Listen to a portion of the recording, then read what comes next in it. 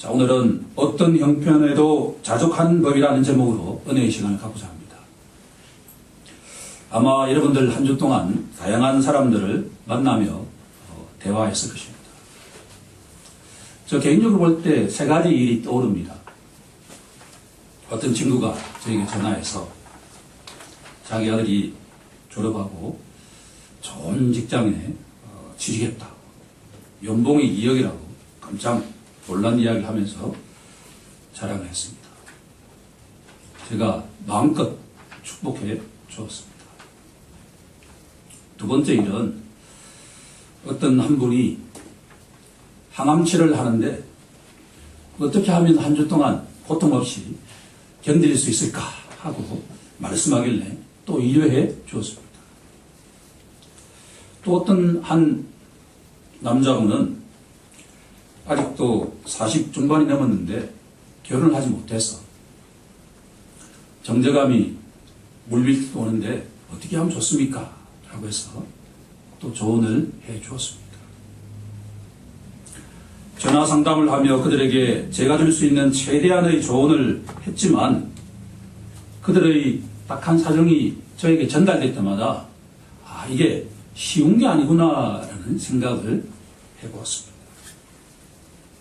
이처럼 우리가 살아가는 현실은 각자에게 다르지만 치열하게 살아가고 있다라고 하는 것을 알 수가 있습니다. 이럴 때 오늘의 본문은 우리에게 사도 바울은 지금 감옥소에 갇혀 있는 상태인데 기쁨으로 충만했다라고 이야기하고 있습니다. 오늘 설교의 출발점은 만약 사도 바울이 자족할 수 있었던 그 영적 원리를 우리가 만약 안다고 한다면 우리가 어떠한 상황에 처하더라도 자족할 수 있는 것과 같은 가능성이 있지 않을까라는 결론에서 출발해 보고자 합니다. 빌립보서 4장 11절에 보면 이렇게 사도 바울이 고백하고 있습니다. 내가 공핍함으로 말하는 것이 아니라 어떠한 형편이든지 나는 자족하기를 배웠다라고 말하고 있습니다. 도대체 내가 풍부에 처할 수도 있었고 궁핍함에도 처할 수 있었지만 나는 어떠한 형편에 처하더라도 스스로 만족하면서 기뻐할 수 있는 비밀을 알았다라는 이야기입니다. 만약 우리가 그 영적 비밀을 안다면 누군가 힘들어할 때 우리가 위로해 줄 수 있을 것이고 더구나 내가 그런 환경에 처할 때 나도 그렇게 자족할 수 있지 않겠느냐라는 이야기를 하고 싶다라고 하는 겁니다. 우리 다 함께 빌립보서 4장 13절을 합독해 보도록 하겠습니다. 너무나 중요한 구절이기 때문입니다. 4장 13절입니다. 시작. 내게 능력 주시는 자 안에서 내가 모든 것을 할 수 있느니라. 아멘. 수많은 기독교 신자들이 이 말씀을 붙들고 절망에 빠진 사람들이 용기를 얻었습니다. 특히나 노예 생활에서 그 어려움을 극복했던 구절도 이 구절이고 특히나 이민 생활에서 그 치열한 전투 속에서도 승리하게 했던 구절이 바로 이 구절입니다. 성경 한 구절에는 한 인생을 변화시키는 능력이 있습니다. 그 이유가 무엇입니까? 하나님의 말씀은 바로 살아계신 하나님의 말씀이기 때문입니다. 말씀이 곧 예수 그리스도이십니다. 우리가 예수 그리스도 안에 있을 때, 예수 그리스도 안에 거할 때 누구라도 자족할 수 있다라고 하는 것이 사도 바울이 우리에게 던지는 영적 비밀입니다. 지금부터 그러면 어떻게 하면 우리가 예수 그리스도 안에 거할 수 있을까에 대한 세 가지 비밀을 본문 속에서 한번 찾아보자라는 내용입니다. 첫 번째, 어떠한 형편에서도 자족할 수 있기 위해서는 복음에 참여하는 자가 되어야 된다라는 말씀입니다. 첫 번째 갈로의 정답은 참여입니다.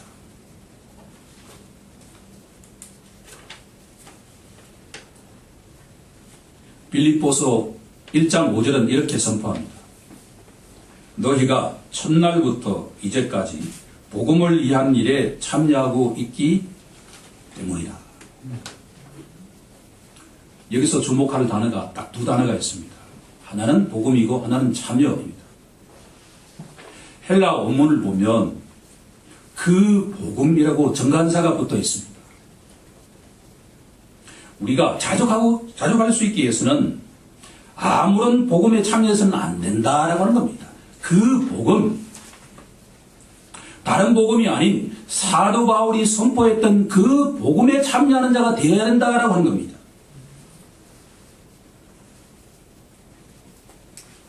그것은 바로 그리스도의 복음입니다. 빌립보서 1장 27절에 이렇게 선포하고 있습니다.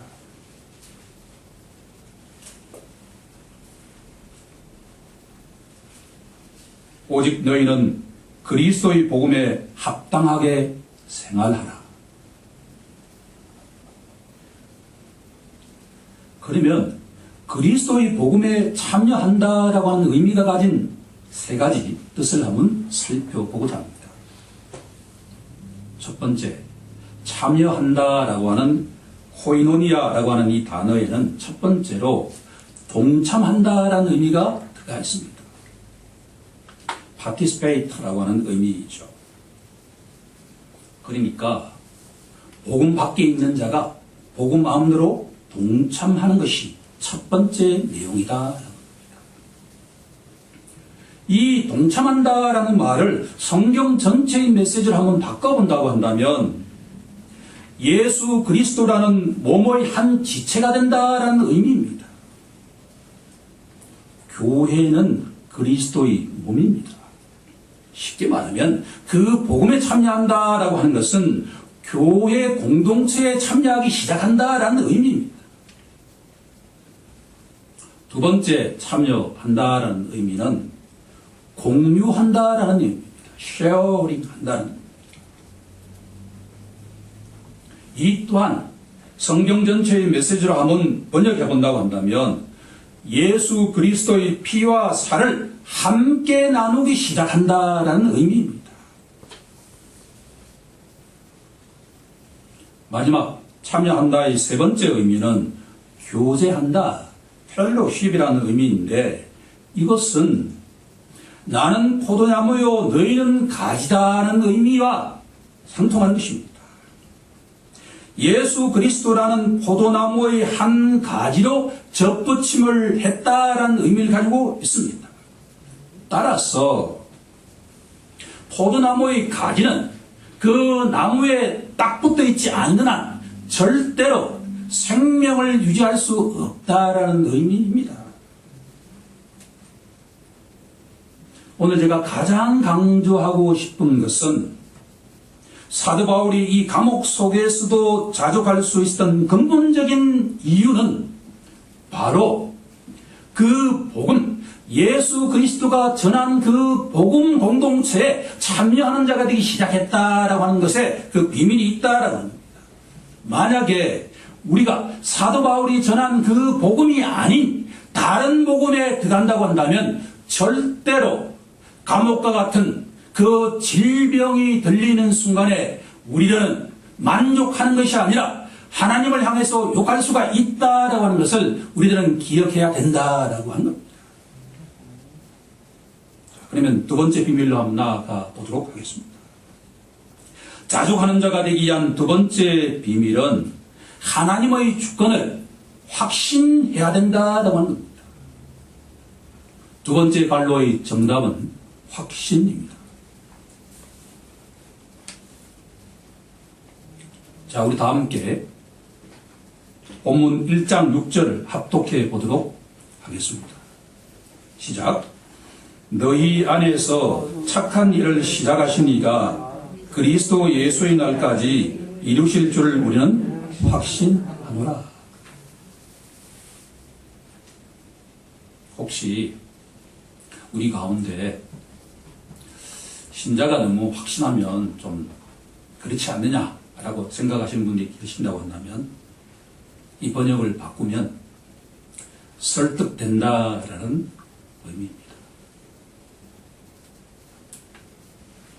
사도 바울이 전한 그 복음 공동체에 참여하는 자는 시간이 지나가면 갈수록 설득된다라고 하는 이야기입니다. 중요한 이야기입니다. 확신은 내가 하는 것이 아니라 확신되어 간다라는 의미가 담겨 있다라고 하는 겁니다. 자, 그러면 교회 공동체에 들어오고 난 뒤에 신앙생활을 점점 하면 할수록 무엇에 대한 확신을 가지게 되는가라고 하는 이야기입니다. 이것이 만약 없다고 한다면 우리는 절대로 감옥소에서 자족할 수가 없습니다. 첫 번째, 착한 일에 대해서 확신하게 된다는 겁니다.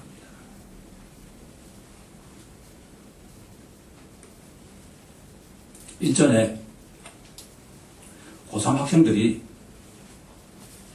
스트레스를 풀기 위해서 한강변에 나가서 걷고 있는데 어떤 사람이 자살을 하려고 해서 막 쫓아가가지고 손을 잡고 옷을 잡고 해가지고 3, 40분 동안 구조대가 출동할 때까지 온갖 힘을 써가지고 그 사람을 살렸다라고 하는 보도를 접한 일이 있습니다.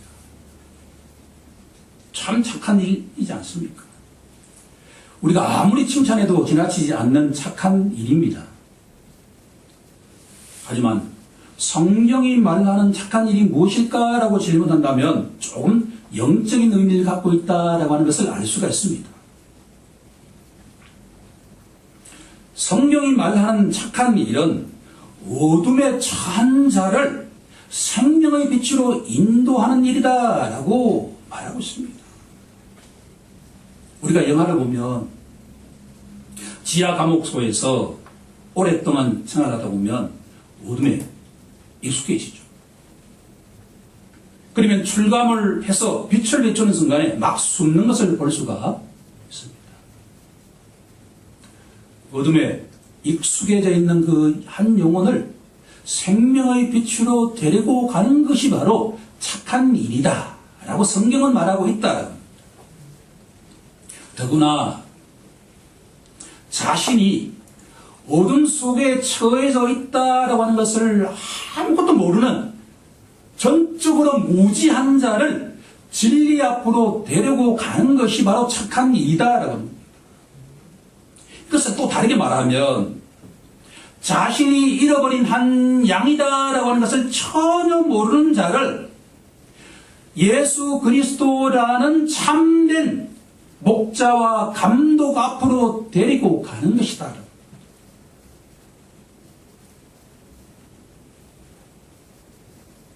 이런 착한 일을 한 대표적인 성경인물 가운데 한 사람이 안드레라고 하는 사람이 있습니다. 영어로는 앤드류스인데 시몬 베드로의 형제, 곧 동생입니다.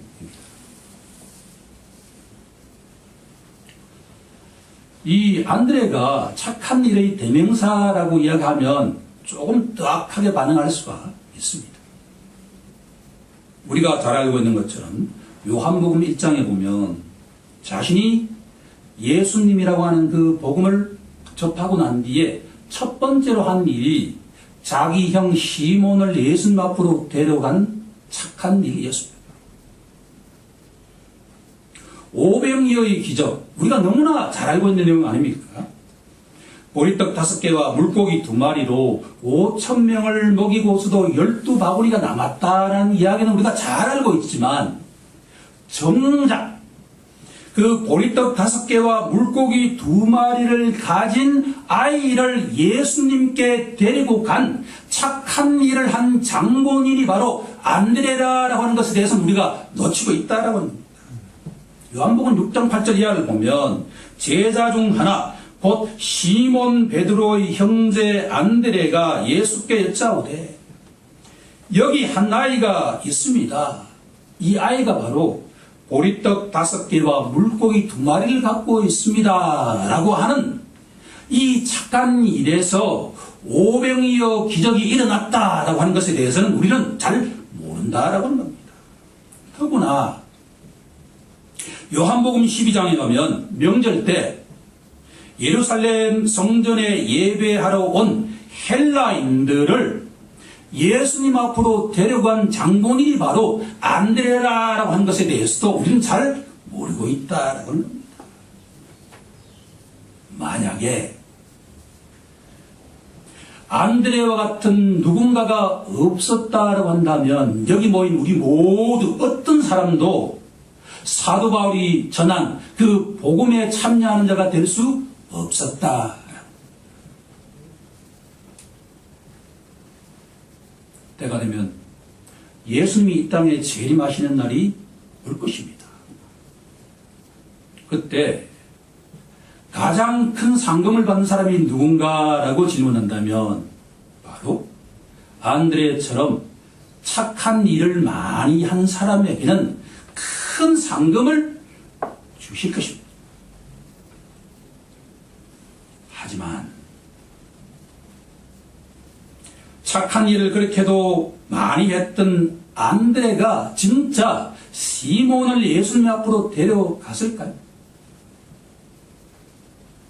빌립보서 2장 13절은 그렇지 않다라고 선포하고 있습니다. 빌립보서 2장 13절을 보면 너희 안에서 착한 일을 행하신 이는 누구라고 되어 있습니까? 하나님이시니. 예수님께서 말씀하신 것처럼 하나님이 한 영혼을 인도하시지 않는다고 한다면 어떤 사람도 예수님 앞으로 인도함을 받을 수 없다라는 것입니다. 우리 모든 사람이 시간은 다르지만 누군가의 인도함을 받아서 예수 공동체에 참여하는 자가 되지 않았습니까? 하지만 그 본질적인 장본인은 바로 하나님이시다라고 하는 것을 확신해야 된다라고 하는 것이 사도 바울의 강조점입니다. 더구나 두 번째 단어는 너희 안에서라고 하는 단어입니다. 하나님께서 착한 일을 시작하셨지만 그 시작하신 일은 철저하게 한 영혼 안에서 착한 일을 하신다라고 하는 겁니다. 복음은 인간의 예모가 아닌 인간 안에서 새로운 사람을 만들어가는 것이다 라고 성경은 말하고 있습니다. 마태복음 15장에 가면 장로들의 전통에 관한 논쟁의 내용이 나옵니다.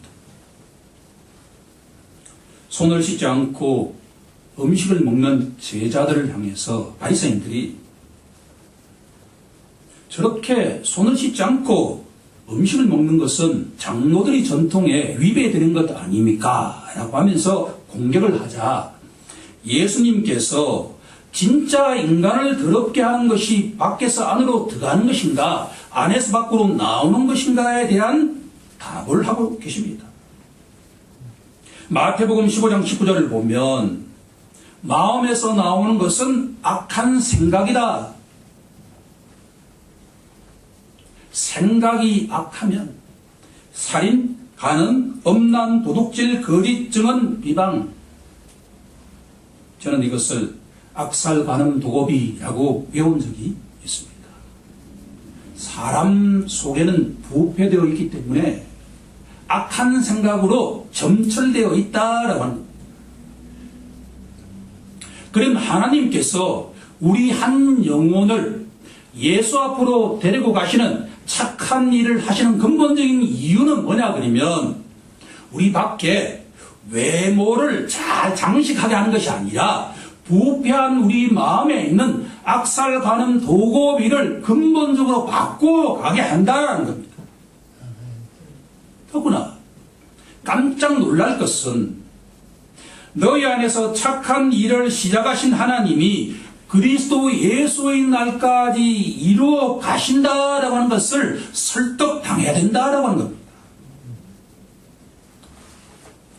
그리스도 예수의 날 종말입니다. 사도 바울은 예수님을 만나고 난 이후부터 이 말씀에 설득당한 자입니다. 다음 주에 그리스도 예수의 날이 올지 모른다라고 생각하면서 한 주를 하루를 충실하게 살았던 사도 바울이라고 하는 것을 우리는 기억할 필요가 있습니다. 그런데 이 착한 일이 평생에 걸친 작업이다라는 이야기입니다. 칭이 하나님 보시기에 의롭다고 선포되는 것은 단 한순간에 예수님을 나의 주인으로 영접하는 순간에 너는 의로운 자다라고 한순간에 선포되지만 악살가는 도고비를 근본적으로 바꾸어가는 작업은 이 땅을 떠나는 그 순간을 포함해서 그리스도 예수의 날까지 계속 성화의 작업이 된다라고 하는 이야기입니다. 때가 되면 우리의 몸이 온전하게 부활하는 그 순간에 우리들은 예수님처럼 성화된 모습으로 변화된다라고 하는 것을 사도 바울은 믿음으로 고백하면서 나아갔다라고 합니다. 우리 모두 그렇게 되길 간절히 소망합니다. 자, 세 번째 비밀입니다.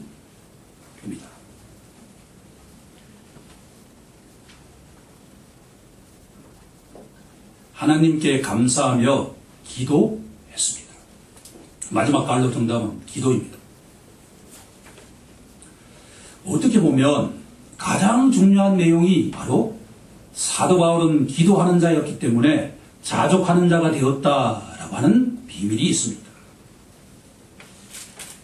9절부터 11절까지 사도 바울의 기도가 나와 있는데 이 내용 자체도 너무나 큰 내용이기 때문에 오늘은 딱 두 가지에 대해서만 은혜를 받고자 합니다. 9절 처음에 보시면 내가 기도하노라. 너희 사랑을 지식과 모든 총명으로 점점 더 풍성하게 하사. 사도 바울의 기도 내용은 딱 두 가지인데 첫 번째는 사랑이 풍성한 교회가 되게 해주옵소서라고 기도하고 있습니다. 우리도 그렇게 기도해야 될 줄로 믿습니다. 우리 가정과 우리 교회를 기도할 때 하나님, 우리 가정과 우리 교회가 사랑이 풍성한 교회가 되게 해주옵소서. 그 기도는 날마다 아무리 해도 부족함이 없습니다. 그렇게 되길 간절히 소망합니다. 그런데 제가 진짜 강조하고 싶은 내용은 9절 중간에 나와 있는 두 단어입니다. 지식과 총명이라고 하는 단어입니다. 만약에 어떤 교회에 사랑은 풍성한데 지식이 없는 교회다라고 하면 그 교회는 맹목적인 교회가 되기 시작한다라고 하는 내용입니다.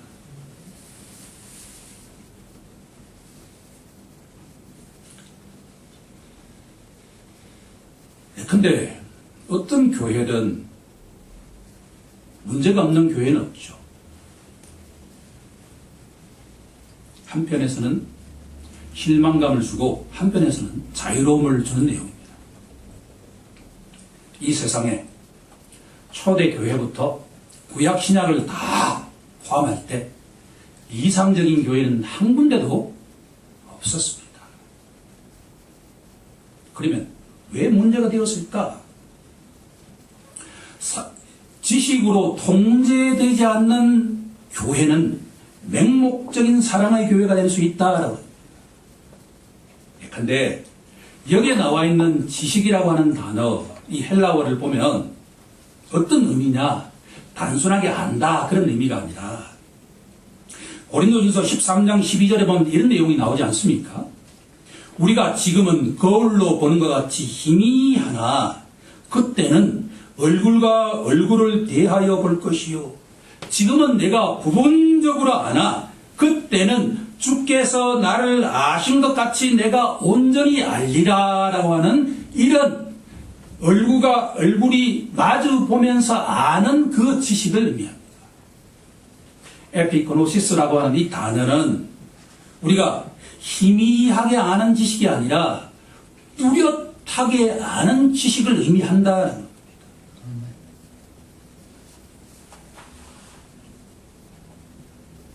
더욱 중요한 단어는 총명이라고 하는 단어입니다. 총명. 총명이라는 단어는 잠언서에 아주 많이 나오는 단어입니다.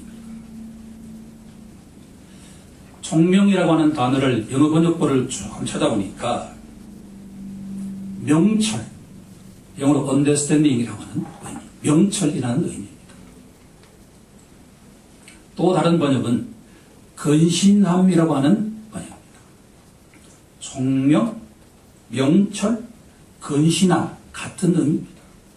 그런데 가장 탁월한 번역은 통찰력이라고 하는 번역입니다. 너무나 탁월한 번역입니다. 통찰력. 만약에 교회 공동체가 통찰력이라고 하는 이 총명으로 컨트롤 되지 않는 교회라고 한다면 그 교회는 맹목적인 사랑의 교회가 되기 시작한다라고 합니다. 그런데 교회에 어떤 환란이 일어났습니다. 일어날 수 있죠. 자, 어떤 문제에는 항상 원인이 있게 마련입니다.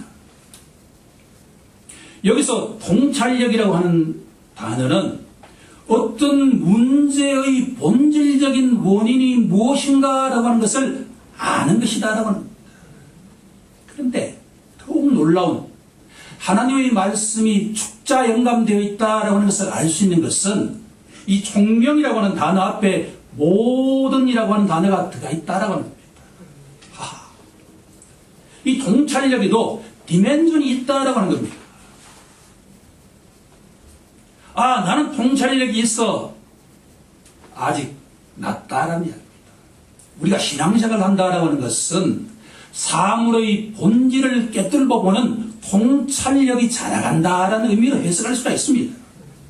자, 그러면 교회에 어떤 문제가 생겼는데 이 문제의 가장 본질적인 원인이 무엇인가에 대한 통찰력이 있다라고 한다면 교회는 사랑의 공동체야라고 하기 이전에 그 문제의 근본적인 원인이 무엇인가를 진단하는 것이 건강한 교회다라고 하는 겁니다. 그런데 한번 보십시오. 한국 교회는 정도의 차가 있지만 교회에 어떤 분란이 일어나면 목사님이 이렇게 선포합니다. 교회는 사랑의 공동체이니까 다 함께 안아야 됩니까? nonsense. 그것은 절대적으로 비성경적입니다. 우리가 너무나도 잘 알고 있는 고린도전서 13장의 사랑장에도 사랑은 불의를 좋아하지 아니하며 라고 말씀하고 있습니다.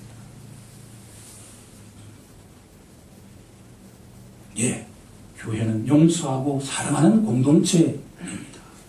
하지만 맹목적인 사랑으로 그 공동체를 덮으려고 할 때는 이 말씀에 비춰볼 때 그것은 건강한 교회가 아니다라고 하는 결론에 도달하게 된다라고 합니다. 따라서 교회는 사랑하고 용서하되 지식과 모든 통찰력으로 조절되는 그런 교회가 바로 참된 성경적인 사랑의 공동체다라고 하는 것을 알 수가 있다. 우리 그렇게 되길 간절히 소망합니다. 일전에 놀랄 소식을 또 접했는데 부처님 오신 날에 이 불교를 믿는 신자들에게 가장 중요한 날 아닙니까? 개신교의 어떤 단체가 거기 가서 부처에게는 구원이 없다라고 이야기하면서 소동을 일으켰다라고 하는 소식을 접했습니다.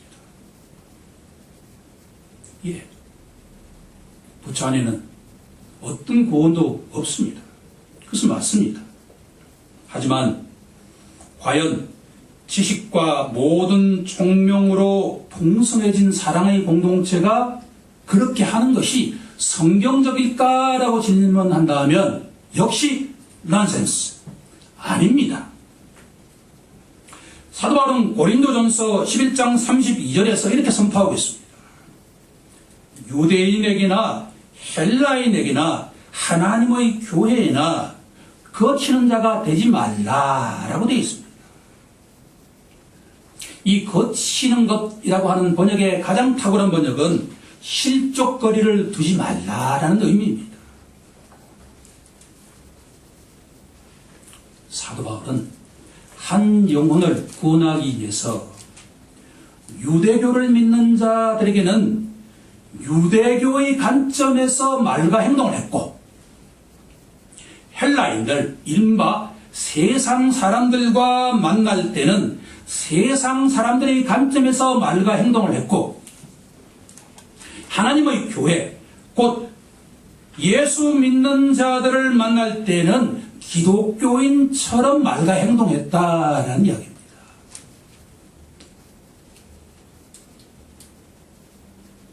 즉, 신앙이 점점 성숙해가는 성도는 모든 사람들에게, 특히나 예수 믿지 않는 세상 사람들에게 절대로 실족거리를 두어서는 안 된다라고 합니다. 젠틀하게 대해야 합니다. 그들을 존중하면서 대해야 된다라고 합니다. 그것이 바로 참된 사랑의 공동체일 것입니다. 사도 바울이 기도한 두 번째 내용은 바로 분별력 있는 교회입니다. 우리 다 함께 1장 10절을 합독해 보도록 하겠습니다. 시작. 너희로 지극히 선한 것을 분별하며 또 진실하여 허물 없이 그리스도의 날까지 이루고.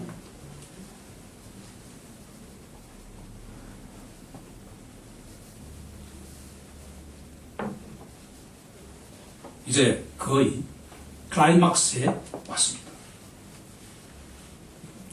사도 바울이 감옥에서도 자족하고 기뻐할 수 있었던 근본적인 이유는 그는 분별력이 있는 성도였기 때문입니다.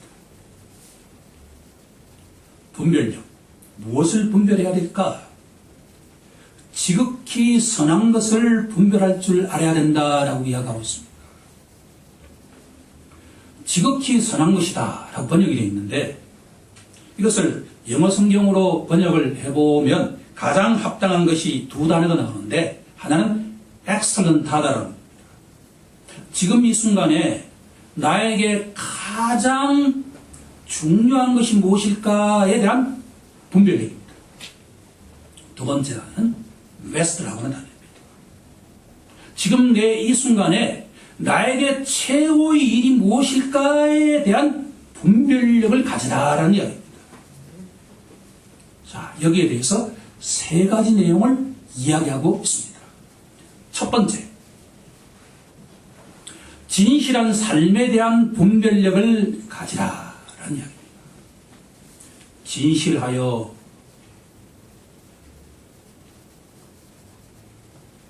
진실하다.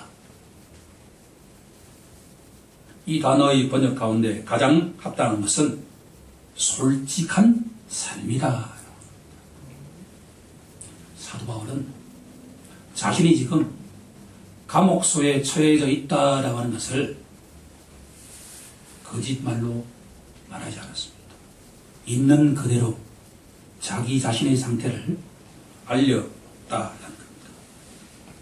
두 번째로 허물 없는 삶에 대한 분별력을 가져라라는 이야기고, 세 번째는 11절 중간에 나와 있는 것처럼 열매에 대한 분별력을 가지라라는 이야기. 잠언서 한 구절을 소개하면서 언론에 대한 강의를 마치도록 하겠습니다. 잠언서 11장 30절에 보면 이런 구절이 나옵니다. 의인의 열매는 생명나무라. 지혜로운 자는 사람을 얻으리라 라고 되어 있습니다. 주님이 사랑하시는 성도 여러분, 우리 인생의 가장 중요한 열매는 무엇일까요? 생명나무 가지에 주렁주렁 열린 그 열매를 한번 상상해 보십시오. 성도에게 가장 중요한 의미 있는 최고의 열매는 사람을 얻는 것입니다. 한 영혼을 예수님 앞으로 데려가는 것이 바로 사도 바울이 느낀 최고의 열매라는 분별력을 가지고 있었다라고 합니다. 자, 이제부터 오늘 우리가 읽지 않았던 본문 1장 12절부터 한번 읽어보기 시작하십시오. 사도 바울은 지하 감옥에 있지만 자기에게 가장 중요한 열매가 예수 그리스도를 모르고 있는 한 영혼에게 예수님을 증거하면서 그를 생명의 빛으로 데리고 가기 시작했다라고 합니다. 그러면 답이 나옵니다. 우리가 어떠한 상황에 있더라도 내가 증거해야 될 딱 하나의 내용은 예수를 믿는 자에게 제사함과 구원이 있습니다라고 하는 이야기를 증거하는 것이다. 그런데 경험적으로 보면 내일 어떻게 될지 모르는 중환자일수록 나의 그 복음 선포에 아멘으로 하더라라고 하는 이야기입니다. 내 아들이 이렇게 잘 되어 있다라고 이야기하는 자에게는 내가 아무리 예수만이 참 구원자다라는 이야기를 해봐야 지나간다라고 하는 이야기입니다. 그러면 이제 오늘 결론은 자연스럽게 도출이 됩니다. 사도 바울이 어떤 형편에도 자족하는 삶의 성경적 비밀은 내가 예수님 안에 거하고 있는가에 달려있다라는 겁니다. 예수님만이 우리의 참 능력이고 참 생명이고 참 빛이기 때문입니다. 따라서 오늘 이 시간 우리가 결단해야 되는 것은 사도 바울이 전한 그 복음에 참여하는 자가 되어야 합니다. 우리 안에서 착한 일을 시작하신 하나님께서 그리스도 예수의 날까지 완성해 가신다라고 하는 것을 설득당하고 확신해야 합니다. 더구나 교회는 사랑의 공동체이자 분별력 있는 공동체인데 그러기 위해서는 지식과 통찰력에 의해서 통제받아야 된다라고 하는 내용입니다. 우리 모두 우리에게 능력 주시는 예수 그리스도 안에서 어떤 형편에서도 자족하는 사람이 되길 주 예수의 이름으로 간절히 축원하옵나이다. 아멘.